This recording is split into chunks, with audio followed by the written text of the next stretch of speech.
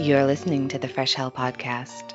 Fresh Hell contains stories of a disturbing and often graphic nature and is intended for a mature audience. Please don't let your kids listen to this, or they might turn out like us.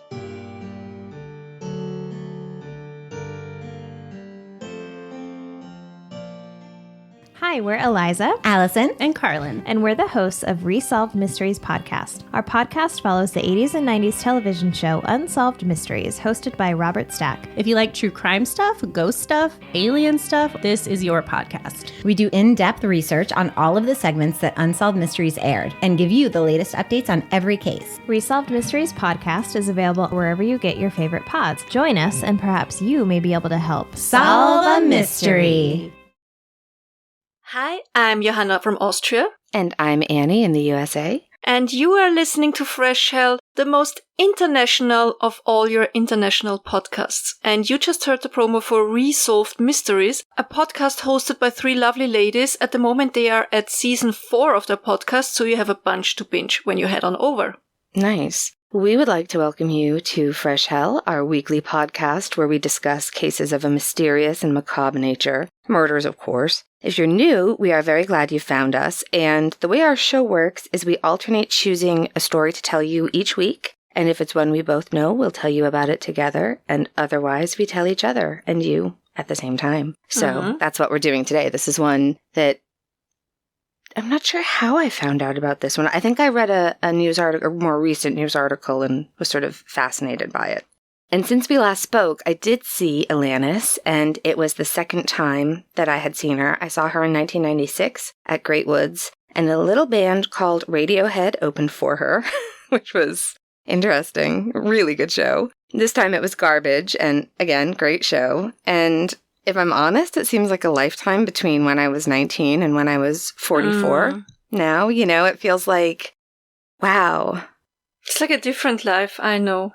Completely different, right? So then I came across this case, and the murder happened in 1995, and the case was solved this year. The arrest was made in 2021, and it was solved using genealogical DNA. And I think because it just happened to be the same time frame, same sort of years, it really stuck with me. What a very long time that family had to endure and wait for justice for their loved one. And it's pretty amazing that they actually finally did. This case is also going to make you very, very, very angry. So if you have a lot of pent-up rage, I've got someone for you to focus it toward. Are there any warnings for our listeners before we start? We are going to be discussing rape as well as murder in this episode, so that's definitely something that you want to be aware of going into it. All right, let's get started.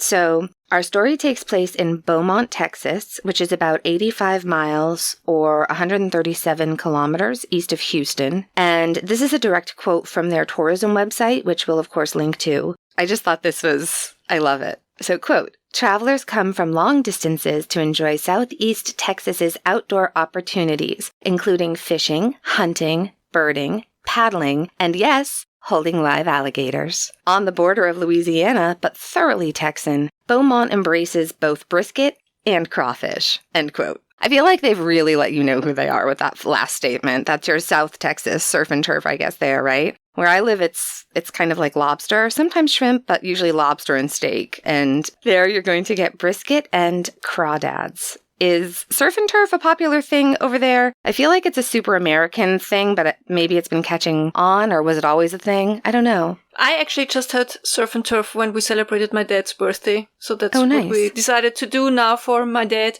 because he loved to go out and eat steak.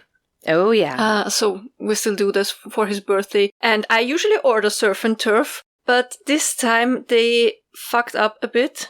Because I need my steak to be rare, which, long, boring story short, it was not. So yes, to answer your question, surf and turf is a thing. Yeah, we have it here. But it's with shrimp, usually, not with lobster. Shrimp. Yeah. Yeah. I'm the opposite. I'm the well-done steak girl. But my mom was a rare steak woman, too. Do you also like the tartars, the carpaccios, the sushi, the raw meats? Yeah, pretty much. Yeah. Pretty much anything raw. My dad was a great cook, so that's the trade he learned, cook and waiter. And from an early age, I learned to try everything and appreciate good quality food. He often made beef tartare, and I ate it from kindergarten age, I think. Yeah. Everything raw has to be of really good quality, though. Don't forget that. And if you have the chance, buy meat from small local farmers, please. Oh, absolutely. Absolutely. Support more local farms. I am going to link to the Beaumont website so you can see all the things on offer should you visit. Another important thing to note about Beaumont is that it's really an important spot in the history of the Texas oil boom. There was already oil in Texas, but on January 10th, 1901, at the Spindletop oil field in the southern part of Beaumont, they hit a gusher. It seems like a real kind of Beverly Hillbillies situation, not in the sense that there was anybody who was poor, and then I'm sure there were, but just in the sense of what I imagined as a child, where there's just literally this geyser of oil. Do you know what I mean? Yeah, just like James Dean in Exactly. Giant. Yeah, exactly. And so, to quote Wikipedia, they say that, quote, the Spindletop gusher blew for 9 days at a rate estimated of 100,000 barrels, which is 16,000 cubed meters of oil per day. That number doesn't mean anything to me, honestly. Americans in the metric system, it's a lot of oil. Gulf Oil and Texaco, which are now part of Chevron Corporation, were formed to develop production at Spindletop. It was a lot of oil. Continuing on with the quote, the Spindletop discovery led the United States into the oil age. Prior to Spindletop, oil was primarily used for lighting and as a lubricant. Because of the quantity of oil discovered, burning petroleum as a fuel for mass consumption suddenly became economically feasible. The frenzy of oil exploration and the economic development it generated in the state became known as the Texas oil boom. The United States soon became the world's leading oil producer. End quote. You know, it was a really important part of not only the history of the Texas oil boom, but really part of why America is sort of the way we are now. And in part, it's why our rail system really declined. A lot of you will remember Villisca, and even just recently when we were talking about the Adirondacks with Grace Brown, right? How they would take the train from this station to that station. There used to be railroad lines all over the country, but when oil became more popular, especially after the war, cars and trucking became more the thing. But it's clear that this particular oil field really was the start of it all for Beaumont. In 1900, there were around 9,000 residents. In 1910, 20,000 residents. In 1940, 40,000 residents, and so on. So it just keeps sort of doubling until you get to around 1960, and there were about 120,000 people living in the area in 1960, and it stayed right around that number since then. And it's here that the Edwards family made their home. Most of this information I actually got from the obituaries of both of the parents and from the older brother of the victim that we're talking about today. They all had really long, beautiful, detailed write-ups in their local paper, which I love it when an obituary really gives the reader a sense of who the person was. You know, it's not just a couple of names and dates. And these obituaries were really fantastic and gave you such a sense of how close and how loving this family was. It was nice to read about them. All right, so let's talk a little bit about the Edwards family. Because, you know, whenever possible, we really want you to understand who the victim was and what their loss really meant. Sometimes we don't have a lot of information, but this time we do have some. Lum Edwards II, the name is Lum, L-U-M, which is really interesting, and I want to know the origin of it, but he met Marianne Minton, and their first date was at a honky-tonk, and they sort of never looked back. It really sounds like it was love at first sight, and they were a perfect fit. They loved going out with friends, they went to dinners and dancing, they liked to play poker and entertain. They were just really fun people who worked hard and also found time for volunteer work. In 1960, they welcomed their first child, a son who was named Lum III. And in 1963, they had twin daughters, Allison and Mary Catherine, who I think often went by Catherine. And these kids really had a very idyllic childhood. Their brother loved magic, and Allison and Catherine would act as his lovely assistants. And they had a croquet set on the front lawn, and all the neighborhood kids would come to play. This is a quote directly from Marianne's obituary. And it says, quote, The music of Broadway musicals such as Cabaret, Music Man, and Mame were constantly on the record player. Magic shows and impromptu dance numbers were a regular occurrence at family gatherings. Mary Ann especially loved Halloween, when she would decorate the house and dress up as a witch and pass out punch and candy. The Edwards house was the center of activity for the neighborhood children. Croquet on the front yard and kickball games in the cul-de-sac were ongoing, with Mary Ann cheering the kids on. Summer saw the family enjoying afternoons at the country club pool and vacations driving across Texas in the Edwards station wagon. Many happy hours were also spent swimming and crabbing each year at the beach. End quote. It's funny because that obituary actually made me cry when I was writing it up, because I remember one of my best friends in high school, Jim, was once over at our house and we were just sort of hanging out, and Cabaret came on, and poor Jim had to sit through the entire, it's not even what we were supposed to be watching. We were going to put in a movie, but Cabaret was on the TV, and Jim had to sit there while my mother and I sang every single song and acted them out and redid the choreography, and we called my aunt Mame, my roommate again in college. Suze and I spent, so, in college when we had a TV, but not cable because we didn't have money for that. So you get like 4 weird channels, back in the day. And one of them was just old movies all the time. And I swear every Friday or Saturday night they'd play Mame. And every night every time we'd be getting ready to go out and end up spending the whole night in robes and towels in our hair, just sprawled on the couch watching Mame. And it's kind of also the inspiration for my aunting style, And then, I don't know, I was in the Music Man in high school. The specificity of those particular musicals was like, brought me right back to my childhood. And Lum's obituary talks about what an active and engaged dad he was, and how he loved when the kids would jump off his shoulders into the pool, which we absolutely used to do that with my dad. We'd climb up onto he'd duck down under the water, and then we'd get on his shoulders, stand on his shoulders, and he'd stand back up again, and then you were really tall, and then you'd dive off Dad's shoulders. And it's like, I just so vividly remember that. And how he would, wait in the water, treading water, holding his hands, his arms open, like ready for his kids to, be brave enough to use the diving board. And again, it's like this family, it just takes me right back. They're just so similar to our family. We didn't have a country club pool, but, yeah. They sound like a very lovely, tight-knit family, like picture-perfect family. Yeah, just a really, really happy family. So this is the kind of really close, loving family that Catherine and you and I think, had grown up in. And she graduated from high school in 1981, and she would go on to college and then to become an elementary school teacher. She taught the 2nd grade, and here that's around age 7-8 for folks outside the United States, because the grade system is different, depending on where you are, but age 7-8. That was the age she taught, same as my mom. And she loved her job and the kids in her class, and they loved her too. Every single article you read about Mary Catherine, there is a quote from one of her students, and it's not the same 1 or 2 quotes from the same 1 or 2 kids either. Sometimes like someone will give a quote and then you'll see it in literally every article. It's the exact same, other people pick up on it.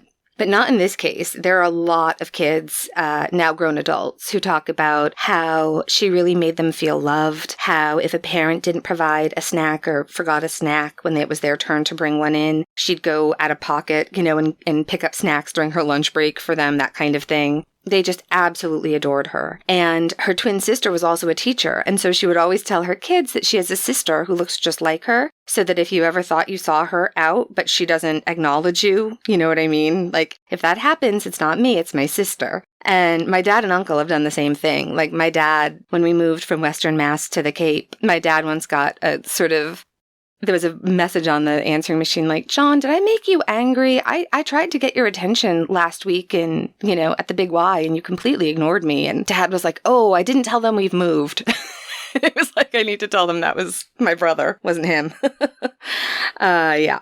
So now it's 1995, and Catherine is teaching, and she's living in a townhouse. I was going to say alone, but she's not alone. She had a pet beagle. And neighbors in her community said she had a really regular schedule, walking her dog in the morning and in the afternoon. And a townhouse shares at least one wall with another townhouse. But unlike a condo or an apartment, they're usually laid out with like a more traditional house. So maybe bedrooms and a bathroom upstairs, living, dining, kitchen, on the ground floor, maybe a basement. Each would have its own yard space. Whereas with an apartment or a condo, you might have someone living you above or below you as well, right? Sometimes they're called row houses, sometimes brownstones. There's all different terminology, but you know the kind of thing I mean? Yeah, we have them like townhouses and row houses. Yeah. We call them row houses. Right, yeah. So it was a nice, safe neighborhood that she lived in. I think this is probably a good time to take a quick break for a word from today's sponsor, Best Fiends. It's that time of the year again. The leaves are starting to change color. It's not going to be long until they fall. The evenings are getting cooler again. And I'd say that's a perfect time to pour yourself a nice cup of tea, bundle up on your favorite chair, and spend some quality time with your best fiends. The fun never ends. There are thousands of levels already available, and new ones are added constantly. I often find myself training my bugs to defeat the slugs whenever I need to take a break from researching rippers and snippers. It's the perfect game to take my mind off murder, mystery, and the macabre. I play it casually, but don't worry if you want to compete with others. Best Fiends has you covered. You can play with friends, family, or your Facebook friends. We had some fun threads in our Fresh Hell group already. Players are connecting with each other over there, so come join the fun. And the best part, you don't need Wi-Fi or a mobile connection to play with your cute little Best Fiends. It even works in airplane mode. Download Best Fiends free on the Apple App Store or Google Play. That's friends without the R. Best Fiends. All right. So, Mary Catherine is 31. She's loving her job. She has an active social life. She's involved with her church. She has really close friends and family. She's living the dream. On Friday, January 13th, Catherine was seen leaving school around 5 p.m., and the next day, January 14th, her parents got worried when they couldn't get a hold of her. I think this really speaks to how close they were. You know what I mean? I speak to somebody in my family every day. In college, when it was expensive to call long distance, pre-cell phone days, maybe once or twice a week, but ever since we have cell phones and texting, I talk to them every day, at least text. Yeah, same. Plus now we have these family WhatsApp groups with a lot of good morning, sleep well, how did you sleep? Is everything okay? It's a bit like the Waltons if they would have lived in separate places and would have had access to modern technology. No, it's totally true. Night, John Boy. Yeah, it's exactly it. And it was and is still just, I think, a really close, loving family. So they decided that they would head over to their daughter's house just to make sure that she was okay, make sure she's not, down with the flu or anything like that. When they arrive, her mother and father go inside and her father goes upstairs and unfortunately makes the devastating discovery of his daughter's lifeless body. She was in the bathroom. Her hands are handcuffed behind her back and her body was slumped over the tub with her head in the water and her legs on the floor. She was partially undressed and had been raped. There were obvious signs of a struggle. There was bedding strewn all over the bedroom.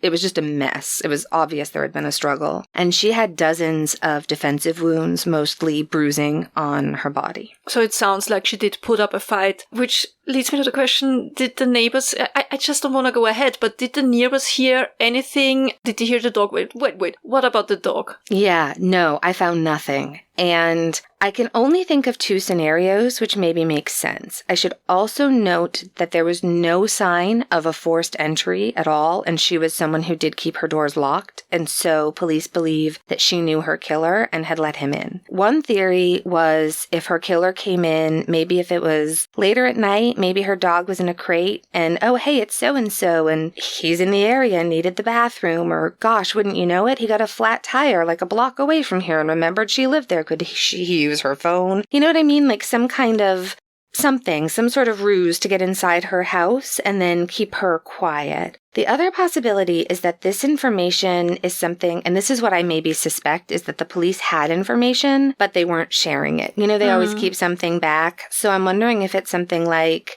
the dog was locked in a guest room, or, you know what I mean? The dog was fed a treat with a sedative. I just don't know. Did she have a boyfriend or I think a life partner or something? I think I read in one article, I didn't get too into it only because I wasn't sure if it was accurate. One article I read said she did have a boyfriend and she had actually spoken to him that night, but that he was completely ruled out. Okay. Like he had, wherever he was or whatever was going on, he was in no way a suspect. But she didn't live with anybody, and I don't think anybody was in the habit of staying over at her house regularly. yeah, the police unfortunately really didn't have anything except for DNA. Beaumont police and the Texas Rangers investigated, it seemed every lead was investigated, and they had a DNA profile, but nobody who matched it. So the case just went cold. And it stayed cold. But she was remembered by the many young lives that she touched and by her family and friends, and she was remembered every year at high school reunions. But 26 years passed, and there was just nothing. Yeah, 26 years, that's too many years.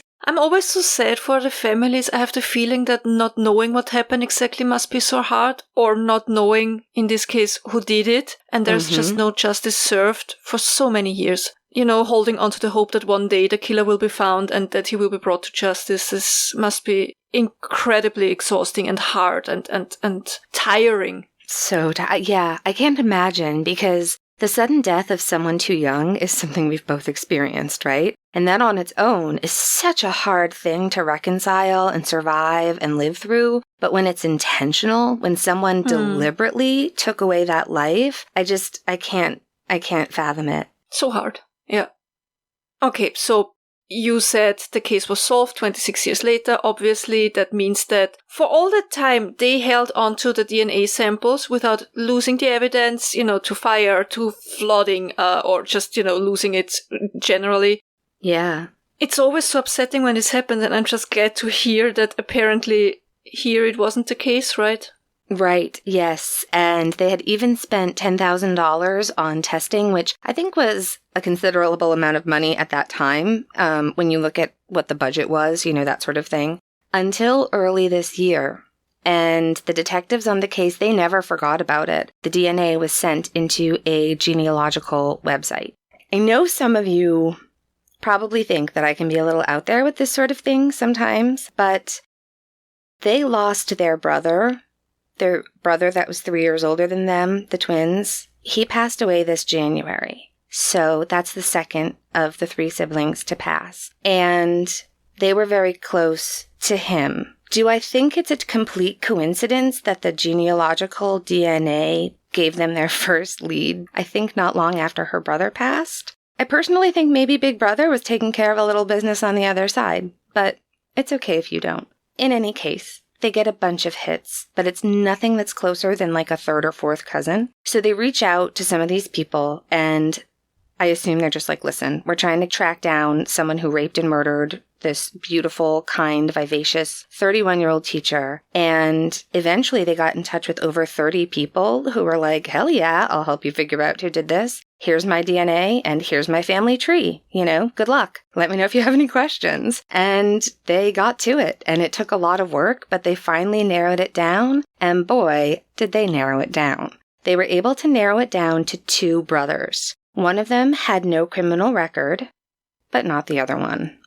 Now, you remember I told you this episode was going to make you angry? Let's talk about the other brother. His name was Clayton Bernard Foreman, and he had gone to the same high school as Mary Catherine and her siblings. He was 3 years older, so he graduated in 1978 when she was a freshman. Catherine and her sister didn't graduate until 1981. Something else that happened in 1981 was another of their classmates, whose name has been protected for privacy reasons, but a young woman somewhere between the ages of 18 and 21 was having car trouble at a gas station. Her car was broken down. She couldn't get it to start. And so a man approached her and told her he was a police officer and asked if she would like a ride home. And she might have even recognized him because she is described as a classmate of his. And so grateful, she accepts the ride. Once in the car, he drives away from the gas station, the well-lit area, to somewhere more isolated. He tied her hands behind her back with a belt, and he raped her at knife point.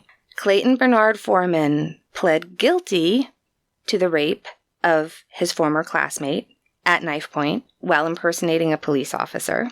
Yeah, you're right. I'm feeling the fury rising a little bit, but first, before I decide if I'm really angry, tell me, how much time did he serve? Oh, that would be 0 time. That would be 0 time served. He got probation for raping a girl at knife point after impersonating a police officer. He got probation. Yeah, there it is, the burning fury. Yeah, you were right. I mean, I don't even want to ask because it's such a rhetorical question, right? But how is it possible? You know, you're pleading guilty. Right. You're not even pretending you didn't do it. You were like, yep, I did do it. Yeah. I did that. Yeah, fine. Okay, you get probation. Thank you. I think. How? Why? How's that fair? Yeah. The judge didn't want to ruin his future with a record. He was from a wealthy family, and it would be cruel to imprison him, because he just wouldn't adapt well. He knew her, so it really couldn't be that bad. I mean, these are literally the reasons that judges have given for probation. The following year, so in 1982, after not going to prison for raping his former classmate, Foreman gets married. And in his wedding, Mary Catherine was a bridesmaid. So he knew her. I don't know how anybody didn't understand or know that he pled guilty to a rape. Like, I guess, I mean, they must have known, right? Yeah, well, yeah, I guess so. Yeah, but she was in his wedding. They knew each other. And he and his ex-wife both attended her funeral. Not only that, but you remember those high school reunions that I mentioned where everybody was really missing her? Well, he had so kindly offered to take over the job of handling the in memoriam part of each reunion. Oh, God. So he raped and murdered her. He went to her funeral, and then every single year put together the memorial for her at their class reunion. All of his classmates described him as a super nice guy. Yeah, he was such a nice guy. They always are. Just a rapist. Yeah. Just apart from that one very violent rape, great guy. He was living in Ohio and engaged again, I think. I'm not going to bring her into it either because it's not their fault. And so once they narrowed it down and they thought they knew who it was, they found his place in Ohio, they staked it out, and when he put his trash out, they grabbed it because that's allowed. Once something's on the curb, it's like no longer your property. And they went through it and they were able to get a DNA sample, and finally they had their confirmation. It was a match. The man who had brutally raped a young woman 26 years before had, surprise, surprise, done it again. And he killed his victim the second time. And the police do not think that those were the only two crimes he committed. And I agree with that. So if you're listening to this and you or someone you love or know had a similar sort of assault in the Beaumont, Texas or Ohio areas, please do call the Beaumont police at area code 409-832-1234 and report it. So many questions that won't be answered. How did him pleading guilty, even if he was only sentenced for probation, how did it not go on a record somehow, somewhere? Since when do you have sex offender registry? Yeah, not until after his crimes had occurred, and because... Yeah. So way later. Later. But usually in a case like this, wouldn't the police look for people who already came in contact with the law for similar crimes, like in this case a man she knew who was a sex offender? I mean, she was a bridesmaid at his wedding. It's not like they saw each other at the bakery every once in a while. They knew each other. Exactly. Yeah, I honestly don't know. The only thing I can imagine is that at that time, everything would have been paper records, probably, right? It was 1981, 1982. Sure. So nothing is computerized. It probably would have gone very differently today, and I think I'm just really grateful that they were able to hold on to that DNA sample, unlike, so many that end up getting destroyed. But yeah, I think once they had his name and saw his record, then they were like, oh, look at the similarity. It's the similarity in the way that they were assaulted, the way they were bound. They used, in the first one, he had claimed to be a police officer, and Mary Catherine was bound with handcuffs that were sort of like regulation police issue. But they tried to trace the serial number, but there were just so many. It was just such a common handcuff, I guess, that it led nowhere. But they did wonder whether there was I think the way the articles all described it was that he had impersonated a police officer in the first rape, and in the rape and murder had used tools that police use. So that sort of thing. So I imagine he probably had some kind of, what's the word? He liked the power he had over people, he liked to be in charge. They arrested him and he's in custody now. Yeah. He's awaiting his trial. He's behind bars. That's right. Yes. behind bars where he belongs. He was taken into custody in Ohio on April 29th, 2021, so less than 5 months ago. This is just happening. I think this is one of the most up-to-date cases that we've done. Yeah. Yeah. And so Texas has charged him with capital murder. I think they may be seeking the death penalty. And apparently just recently he was supposed to be transferred. He just refused to leave his cell in Ohio. And I so want more information about exactly how that went, because I keep imagining, like, the doors open and he's this old, ugly, he's gross. He looks as gross as he sounds. He's just gross. And I keep imagining him, and they slide those doors open and they say, okay, time to take you to Texas, where they're probably gonna electrocute you or whatever. And then I just imagine he just like grabs onto the bars and they're pulling his legs like, come on. And he just, yeah, no, you'll never get me out of here. I don't really know how it went down, and I don't care about laughing about him because he's horrible. But as of mid-June, he is in Texas and he is behind bars, and that is it. And I'm going to have to keep you posted as the case continues to unfold. But I'm just so glad he's behind bars. Yeah, just really glad he's behind bars. And I don't know, people talk all the time about closure. I'm honestly not sure that closure is really a thing that you get when something like this happens, I think, though, that there is at least the relief that this person can't hurt anyone else now. I think sometimes people talk about closure, and what they mean when they say it is it's something you're going to let go of now and be fine with. And I think you get closure with, in my experience anyway, you get closure with breakups. You get closure with the ending of jobs and sometimes the ending of friendships, but not when a life is taken. And I mean, even in those cases, it's often hard to find closure. Let's be honest. And how hard must it be? That's the thing. If a loved one gets murdered. I can't. I just can't imagine. It's the people I've lost, especially April and Adam, the young people, and I don't think you ever get over it. There's no closure. You accept it. You sort of, that grief becomes a part of you, and you sort of learn how to carry it and you move forward, but there's no closure. I think there is at least, though, the relief that this person, he can't hurt anyone else. At least you don't think that they're out there hurting someone else, because I think he probably did hurt other people, don't you? I think he may have told other people he was a police officer, and that would also really explain why they wouldn't have come forward, because if they thought a cop had raped them, I just can't see him only doing this twice in 26 years, like he did it the once and he was lucky, he got away with it, so let's never do it again. And he just didn't for 26 years. Yeah, no, I agree. He got away with it for too long to only do it to 2 women. I don't buy it. And he escalated really quickly.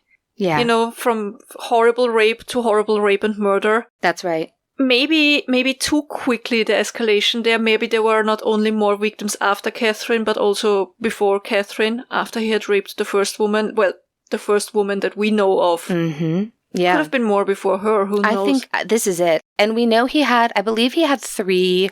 I think he has 3 ex-wives, 2 or 3 ex-wives. Again, I didn't look too into it only because from the beginning, I was like, I'm not going to talk about them because I have a feeling that they might have taken the brunt of his, I don't even know what the right word is.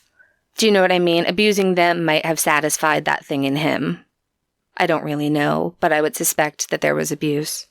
It's just so sad, and I'm also just so glad for the family that they finally got this person behind bars that did this to her, I mean, it's I'm so glad after 26 years this person was brought to justice. Unfortunately, there are far too many out there all over the world, But I think a case like this shows that you can never give up hope on finding some of the perpetrators. No, that's right. Yeah.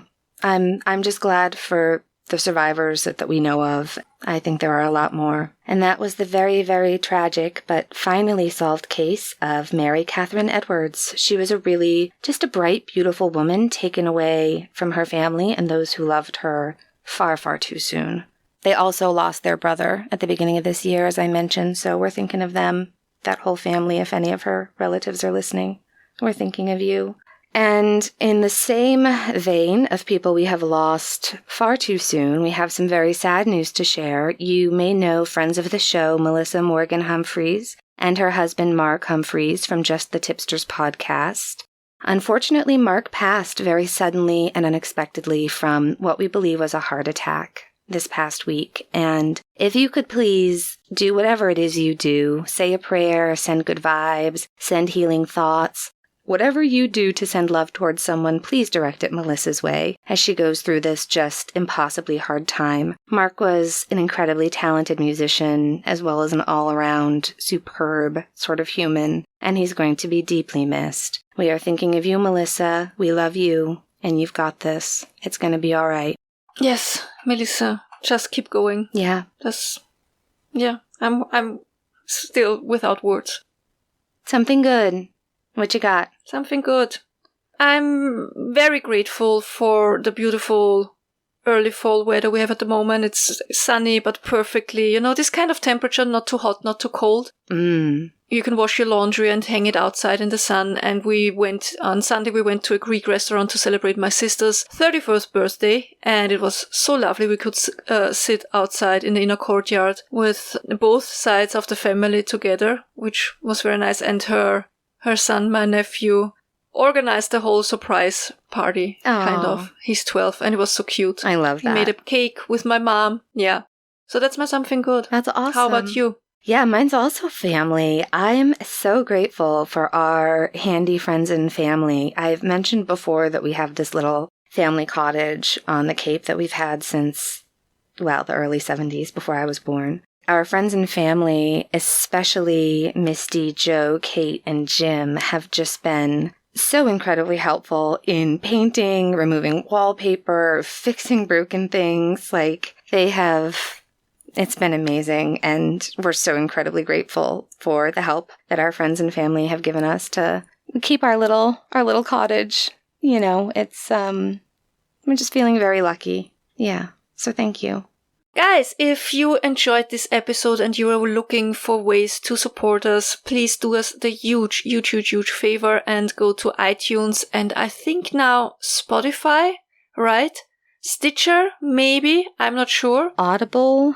Check your podcast app that you use. If you could leave us a rating and or review, that would really help us out a lot. Other ways to support us, you can go and check out our Patreon. If you like, we have 3 tiers. Go to patreon.com, search for Fresh Hell, and we pop right up. Or you go to our webpage, freshhellpodcast.com, where you find all the links to Patreon, to our merch store with our amazing t-shirts and cups and whatnot.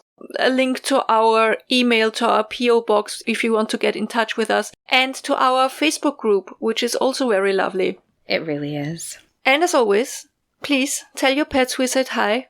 We love them, we miss them, hug them, cuddle them, give them a lot of treats today. Yes. Just because it's Wednesday. Well, and they need to start bulking up for winter, really, don't they?